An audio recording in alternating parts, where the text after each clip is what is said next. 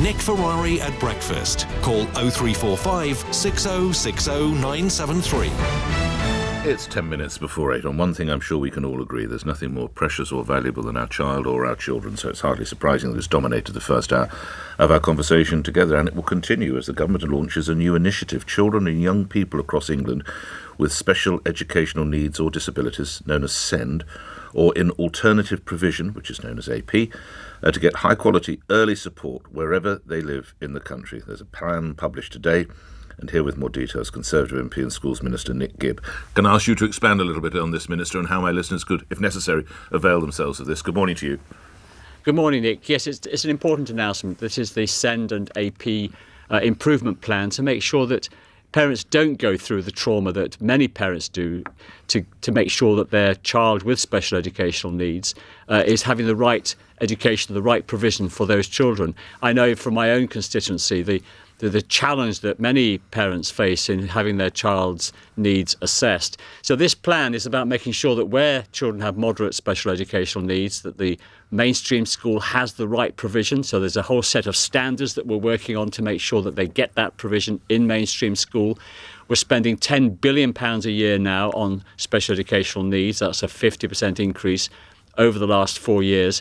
And we're also announcing today 33 more special schools. That's in addition to the 49 special free schools already in the pipeline to be opened, as well as the hundreds of special schools around the country, to make sure that for those children who have more significant special educational needs, that there is specialist provision for those children somewhere near as possible to where they live. If I have a listener who wants more information, is there a website to which she should turn? Certainly the education.gov.uk website will have a lot more detail about the improvement plan. We are determined to make sure that, all the acrimony that many parents go through to make sure their children have the right provision, that it becomes a thing of the past, that it won't be as necessary as it has been in the past to have an education, health and care plan. There's still an entitlement to those plans, but we want it to be more routine for children with those special needs to be able to be reassured that their local school will have sufficient provision for those children. All right. A couple of other questions coming your way. You can probably anticipate those, Minister. Do you agree that, teachers were looking for an excuse not to work during the pandemic, as Gavin Williamson asserted? No, and I don't think he did either, because those WhatsApp messages were said in the heat of the moment. Having worked with Gavin...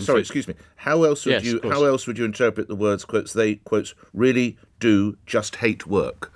How else would you interpret that, Minister? I think he was talking about the union, but I don't think he believes that either. Actually, Gavin's own wife is a primary school teacher. I've worked with Gavin for 2 years. I know he holds teachers in the highest regard, and actually so do I. And we know how hard they work, and also how hard they worked during the pandemic. They were keeping schools open, don't forget, for children, vulnerable children of critical workers. They were also providing remote teaching to children at home. And when the schools were open, fully open, they had to enforce all the COVID safeguards in the school at the same time as teaching and all the other things that teachers have to do. So we all in government hold teachers in the highest regard, both during the pandemic and in normal times as well. They do a great job. And it's interesting. Thank you, Minister. It's interesting you picked the word regard, because Isabel Oakeshott, who, remind the listeners, is at the very epicentre of this story and has released these WhatsApp messages she had from Matt Hancock in writing the book, says, "I had no choice. The disregard for children from the government was appalling. Of all the traverses and tragedies of the pandemic, the treatment of children is the most egregious." You were schools minister at the time. Do you recognise that? Well, she has a particular viewpoint. What's yours? My viewpoint is that we had to take very difficult decisions in dealing with the pandemic. Of course, we wanted to keep children in school, but we also had to deal with a new virus against which humans did not have an immunity. So we had to keep people alive. Saving lives was a key priority, of course, during that period. Decisions were made on a day-by-day basis, an hour-by-hour basis, based on the latest evidence about this virus. We didn't know, of course, back in early 2020 that there would be a vaccine against this virus. So we had to take some very difficult decisions based on the evidence from the Chief Medical Officer and the Department of Health. And it was a very challenging period. And I think, we'll find out more about what we got right and what we got wrong during the COVID inquiry, When's which is that a very starting? important When will inquiry. that start? Yes, that has started already. They're looking at the evidence. If you think about these WhatsApp messages, But it's still being just redacted, this hasn't it? A lot of material, I understand, can't be considered yet because redactions are still going on, Minister. Isn't that correct? Well, I don't know the details of that, but I do know that just these WhatsApp messages, the words in it are 3 times the length of the King James Bible. So just imagine when the COVID inquiry is looking at all the medical evidence, all the advice to ministers, all the minutes of meetings that took place during that period. It's a huge volume of material that they have to go through. And it is an important inquiry because we need to understand for the future what we got right, what we got wrong, and how we can improve the process if we face another of these pandemics or something similar in the future. Why, could I ask you, again, in the important role of schools minister, why should your government expect any respect from teachers? We have a former education secretary saying, this is Gavin Williamson, some teachers will want to say they can't open, so they have an excuse to avoid having to teach. What joys. And pardon my robust language, a former health secretary saying, what a bunch of absolute arses the teaching unions are. Why should teachers have any respect for your government? Again, Gavin has said these don't reflect his views, and I know that they don't reflect his views. I find that extraordinary. But anyway, well, people say things in the heat of the moment on WhatsApp that they don't really believe. Unions are arses, Minister? No, I certainly don't. I think they work hard for their members. I wish they were with us now negotiating pay and all the other issues that we want to talk about with the teacher union, so we wouldn't be having the strike that's happening in London and the South East today. You mentioned the length of these WhatsApp messages. There is, of course, a question here. There's a concern about the extensive use of WhatsApp by senior government ministers to take key decisions. Is the messaging app the right place for discussions of this level to actually be taking place? Well, the actual decision-making that takes place in government, of course, takes place in minuted meetings through the red. About this, yes.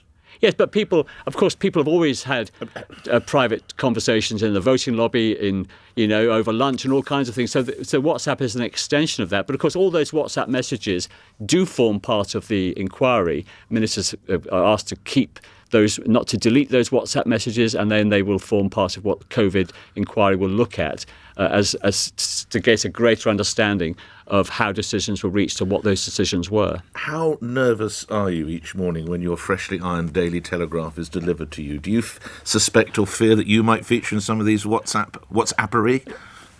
No, I'm not concerned at all. But that period, and I was a minister during that period, as you know, Nick, and it was a very intense period. We had to take some very big decisions about schools, about how we handle this virus.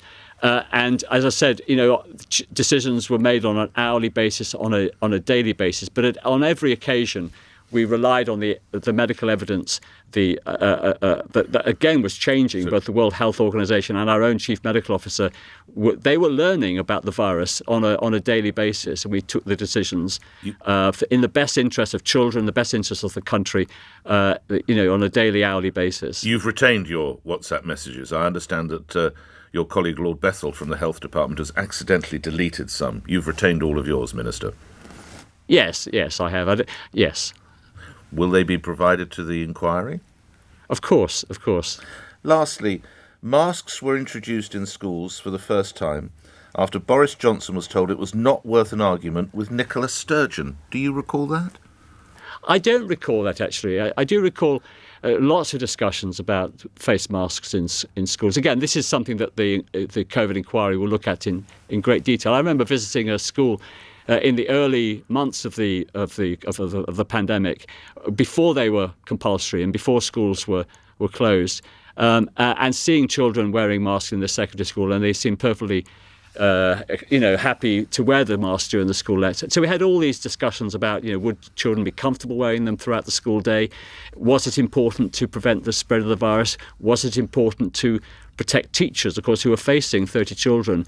So these discussions took place between ministers. Right. But ultimately, we took a decision based on the medical evidence that it was important. Last couple of questions, one away from education. The government knew there was no robust rationale for including children in the rule of 6, but stuck with the controversial policy. Do you now regret, when you note that other nations in the UK were not including children, do you regret that decision? Well, again, I mean, I've seen that discussion in the Telegraph. I mean, again, these are the kinds of issues that will come out in the COVID inquiry. Again, difficult decisions. You want to have a simple rule that people can understand. If you overcomplicate the rule, I remember being asked about the different rules in the different tiers that we had at one stage, and it is the more complicated you make the rules, the harder they are to enforce. So sometimes things like the rule of 6 is just so simple but I understand also that if you've got a big family that it can seem unfair that the rule of 6, if your family is 7 or 8, then it does seem unfair. But these are the kinds of issues that will come up that will be looked at during the COVID inquiry. Last question into your school's brief. I'm sure you're aware of student protests and video being posted on TikTok. What would your message be to the teachers, to head teachers, or possibly even the pupils about what appear to be still relatively low in number but growing protests?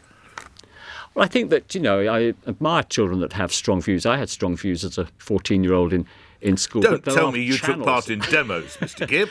Of course not. I was a Conservative. Well, behave like one then. But there are channels in which young people should raise their concerns with the school, and I think that's the right thing to do in a mature democracy like this country. I think protesting, causing disruption in schools, disturbing other children's education is not the right approach. We do support head teachers in the decisions that they take to maintain a calm environment in the schools. But I would say to young people, look, raise these issues through the channels in your school. If you're not happy that you're getting the right response, there's always a complaints procedure that parents can use with the school. But causing disruption and sort of slightly these kind of protests is not the way to conduct discussion about very strongly held views. The formerly rebellious Schools Minister Nick Gibb, thank you very much for your time appearing here on LBC, where it's 2 minutes after 8. Let's get the latest news. On your radio, on Global Player, and Play LBC. leading Britain's conversation. This is LBC. From Global's newsroom, Matt Hancock's leaked message